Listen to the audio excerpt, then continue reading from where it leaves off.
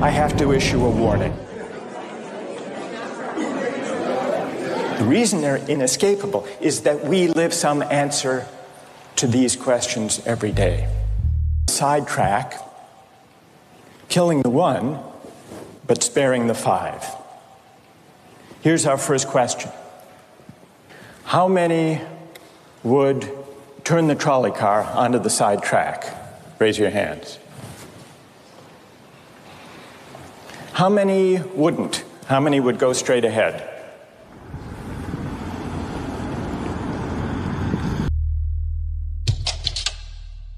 Ignoring all international laws. These questions have been debated for a very long time. In our public life and in our personal lives, someone to support us. Philosophy is inescapable, even if it sometimes seems impossible.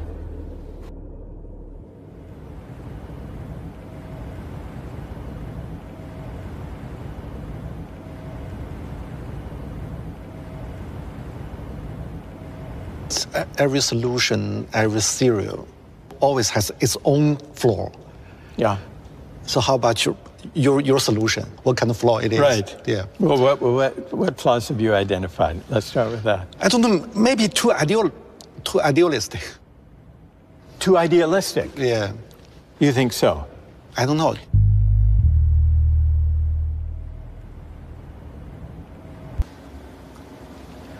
In your mind, in our time, which idea is the most dangerous idea in today's world?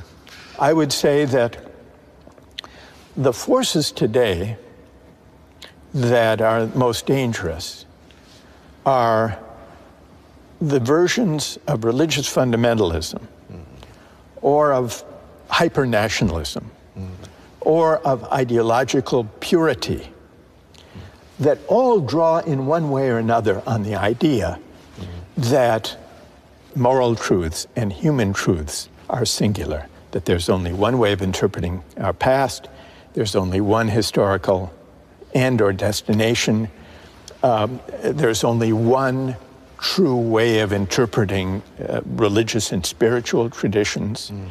Because what this misses, well, it leads to dangerous politics, but it also misses the deep pluralism of the human experience. So how about the Silicon Valley philosophy? It's techno-driven ideology? Yeah. I would say it's a version of this. Because the most extreme versions of Silicon Valley techno-utopianism, some have a more specific term of transhumanism or singularity, because they too think that history is on their side. They too think that as technology develops and as generative AI develops, we will be transcending the messy, contentious, pluralist human projects and arriving at a kind of singularity where perhaps our minds will meld with machines. And the very idea that going to the moon or to Mars is kind of a natural outgrowth of this way of thinking, where they can start anew. It's the ambition really to start from scratch with a clean slate, to begin anew, unfettered, uncomplicated by disagreement, contestation, challenge, dialogue, controversy, where they can start anew and build a society from scratch that is not, as they might see it, weighted down by the controversies that arise whenever human beings gather in society. So there is something, it's fantastical, but it's also dangerous and hubristic, because it implies that they are the avatars, they are the pioneers, the initiators of this new frontier that breaks free from the messy need to negotiate, to discuss, to disagree, which is essential to the human experience.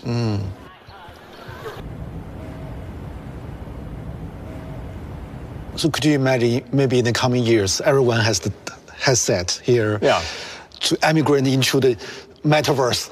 Yeah. What should philosophy do, thinker do in that new era? Take the goggles off. Yeah. That's what philosophy should do, take the goggles off. So, yes, so it would be the mission of philosophy in a metaverse, if it ever came to be, would be to try to take or persuade people to take those goggles off, to imagine a world in which the line between what's virtual and what's real blurred, blurs to the point of vanishing. And here's the question. Would such a world be recognizable as a human world? A world in which we had lost even, where we no longer cared even to ask the question, how to locate the line between the virtual and the real. And I think the deepest threat in human terms posed by the age of AI is that we will confuse virtual community and connection with the real thing. And that would represent a great loss. How to fight with the trend or deal with the trend? It seems unstoppable. You think it seems unstoppable? It seems, I'm not sure. Why? Well, it's worth asking, in figuring out how to stop it, it's worth asking why it seems unstoppable. Why do you think? Because too less true debate and, discussion about it. Most people just follow the trend. Right. Yeah. But if I could feel and believe the connection I have through my phone, scrolling and swiping and texting and posting, that connection to people half a world away is the same as valuable as my personal connections to family, friends, neighbors, classmates. What would you say to them? I don't know. Why would that represent a loss, I guess is what I'm asking. Why would that represent a loss? I'm curious about too, because, my phone. It's the most intimate things we have. We touch intimate. Very intimate. Right. You spend more time with it. And even through the social media, you talk with so many people. I think sometimes, even most time, because friends live different places, we through it, but still feel kind of very intimate. The similar with me. Intimate. Face to face. Right. So it's a new community. But I'm not so sure about it's less important than the more concrete communities before or the similar. I'm so confused about it. So how to understand it, the change? Well, and let me ask you this question. Since we're talking about intimacy. Intimacy is an important aspect of this.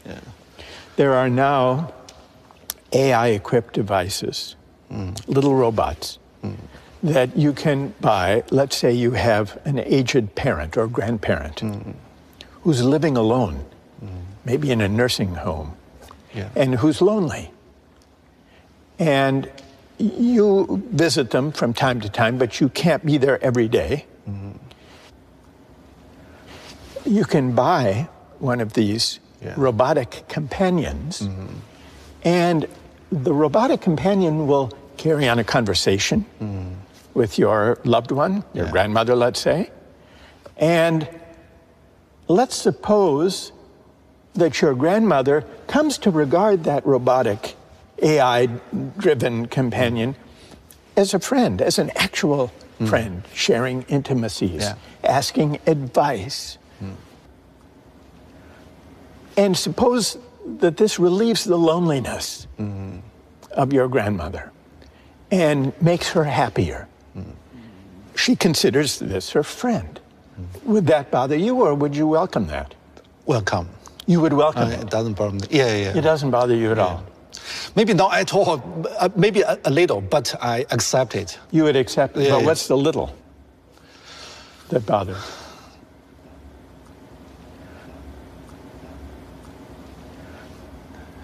Maybe just because it's a new thing and needs some time and space to understand it, accept it. But if your this goes back to what we were discussing about the virtual and the actual and the real. Now, your grandmother no longer recognizes, we're assuming, the difference between a robotic friend and an actual friend. That doesn't bother you. Do you think there's a loss?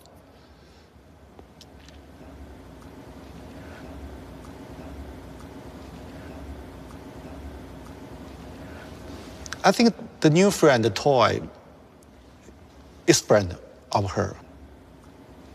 Because some books are friends, even it's just papers. Books. Yeah. So if the grandmother or if you or I were absorbed in a book. Yeah, even we see some old books, it's like friends, yeah. It's spent maybe childhood years with you. And, well, I agree that a book can be a friend. And a source of, I would say, genuine companionship. But does it matter that when I'm reading a book and absorbed in a book, I'm engaged in a kind of exchange with, a kind of dialogue with the human author of that book? Whereas when your grandmother is spending her day conversing with the robot, she isn't. We talk about Socrates, Plato, even it's 2,000 years ago. Yeah. Still can be your friend. Yes. So why not the toy? Why not the toy? Yeah, why not?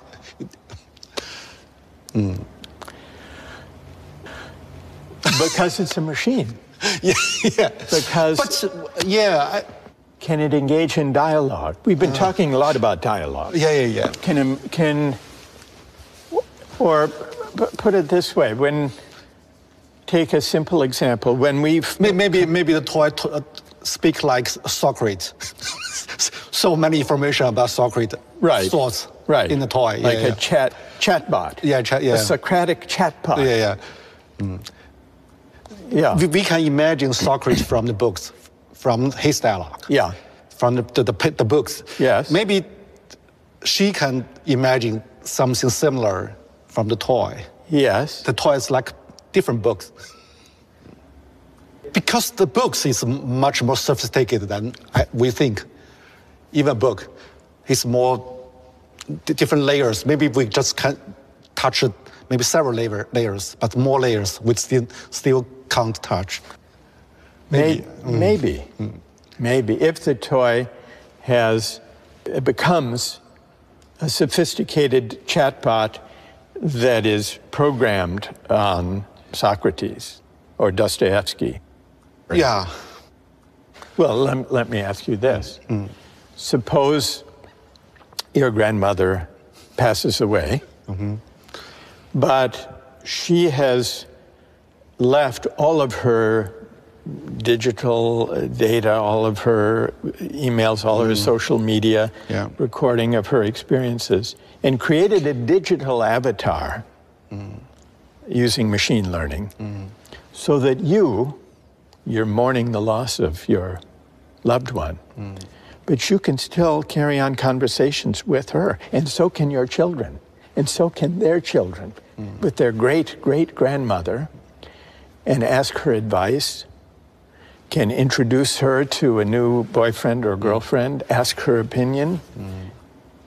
Now, in principle, machine learning, AI-generated chatbots, as they become perfected, could provide a kind of virtual immortality, in which case the line that's being blurred is not only between the virtual and the actual, but between living and not living. What about that? Would you want to speak to the virtual digital avatar of your great-grandmother? Maybe maybe I will, I guess. I would. Because because in those days we see picture of them. Yeah? Their letters. Photo. Read their letters and remember them. Yeah, it's still kind of dialogue with the photo, with the letters. Yeah. It is a kind of dialogue. Yeah, it's become a new complicated and a more rich photo and letters. Yeah. So so virtual immortality, you would welcome virtual immortality. I don't know. Actually, I don't know. I think I will. It's like maybe in about books, the bookshelf. Yeah. Around your room, you Yeah. can see different names. Yeah. Maybe the AI, the robot, the virtual reality. Maybe it's kind of new thing of like books. It's grandma, grandparents, friends. But in that case, would we no longer grieve or feel sad when someone dies, a loved one dies? Sure, we have. But why? If we can continue to know them and speak to them and be with them, then why should we even grieve their passing? But I think we still can see the very thin line of the different part. That's still a line. The thin line. Yeah, I think. I don't know. I think. And if we no longer could even find the line, would that be better?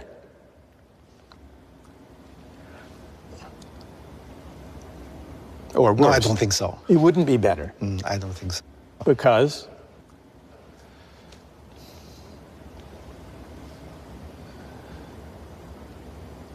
If we human being can't feel loss, maybe part of us will disappear. Yeah. But some new part will emerge. Maybe.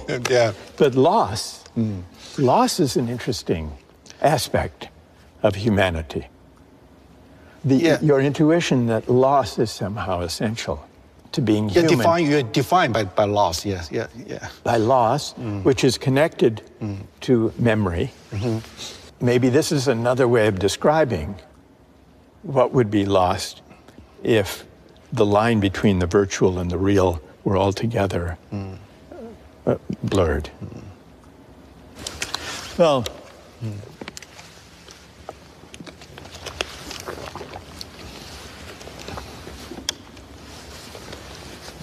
so what can we do? So, what's your choice? The same question.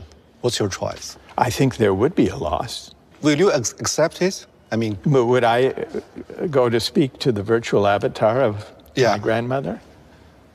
Maybe as a curiosity to see how the machine worked, but not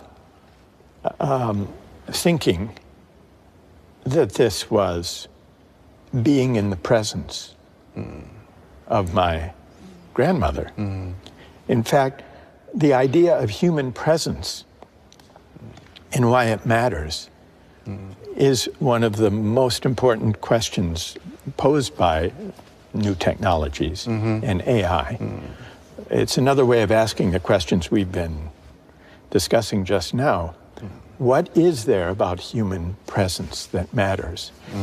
I've thought about this in connection with teaching, because, as you know, we did an experiment some years ago and filmed and put the justice class online. Yeah. And we did it as an experiment.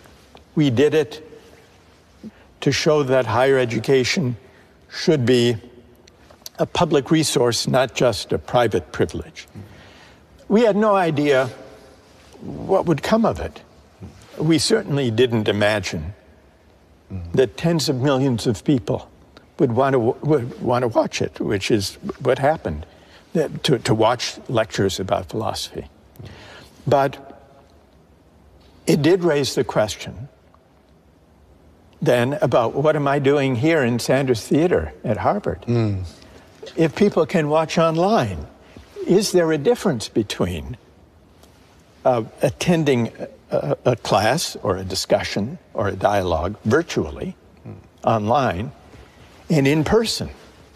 And now it may depend on the subject.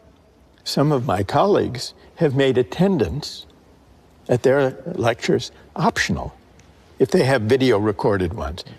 They say, well, you can watch it and get the content. You can learn the information from the lecture, sitting at home in your pajamas in bed, as well as sitting in the classroom. I don't see it that way, at least for my subject, because being here, sitting here and listening and engaging and wondering and puzzling and laughing and responding, I see that as something that is very difficult to replicate. Yeah, I agree. Yeah. Digitally. And yet, I'm interested in doing more and more experiments to see if we can create platforms for public discourse and dialogue, including global public discourse. I think we should explore that, in part because if we don't do it deliberately, then this entire technological apparatus and social media will simply be what we have today, which is a highly polarizing, mind-numbing, commercially driven form of communication that takes us further and further away from a healthy civic life. So I want to do experiments to create platforms for global discussion, using the internet, using new technologies. But I don't think it will ever be possible fully to replace the human presence that learning at its best and dialogue at its best requires.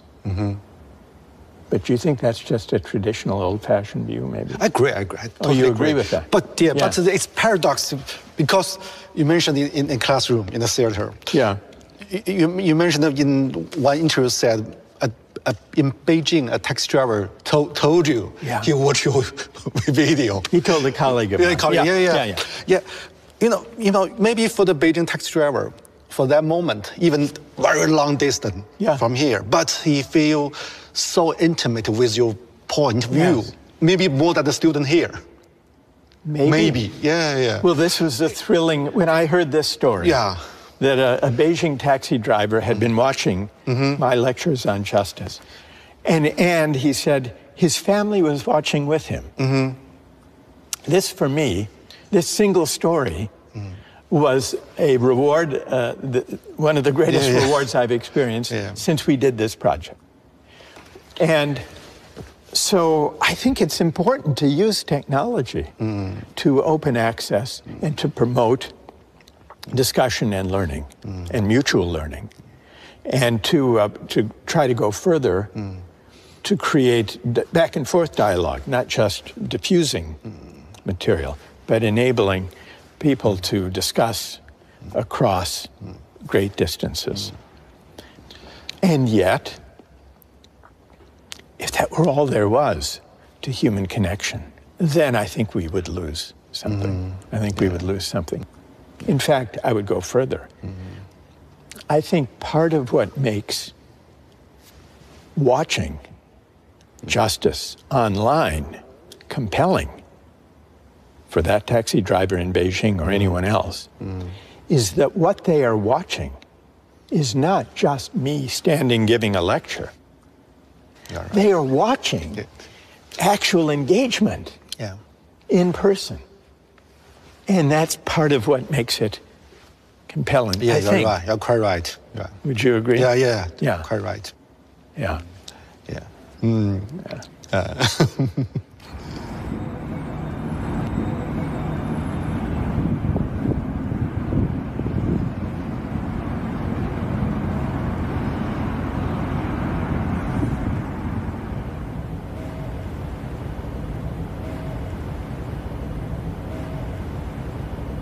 Even though it holds about 1,000 people, it feels intimate. Do you see what I mean? Yeah. Because it's banked, and people who are speaking can see one another. And it feels intimate. It feels like a seminar, almost. Yeah. And that's what I love about it. What kind of role the intimacy played in the thinking, in the debating? How important it is? It's very important because it allows for dialogue. What the intimacy creates is a sense of community and gradually building trust, where people can disagree with one another, but still with civility and mutual respect, and learn together. That's really the idea, to learn together. I'll put a question to students, and it's a kind of journey together. But there's no guarantee that the student who raises her hand or his hand will offer the argument or the idea that I'm expecting. Sometimes the unexpected can lead in very interesting directions. Other times, sometimes like chaos. Well, yeah, sometimes chaos to emerge. So which part is most difficult? It's a journey. Sometimes journey is boring. Sometimes journey is very exciting. Sometimes dangerous. Yes. Well, the most dangerous, that's the easier part to answer. The most dangerous moments, but in some ways the most important moments, are the ones where the questions we're discussing come closest to the personal feelings and convictions of students. And those are the dangerous moments, but they can also be the most revealing and clarifying moments. What I try to do when I teach is to bring philosophy down to earth, to show students how they have a stake in what famous philosophers of the past have written. Philosophy does not only reside in the heavens, far beyond the world in which we live. It inhabits the city. It informs our everyday life.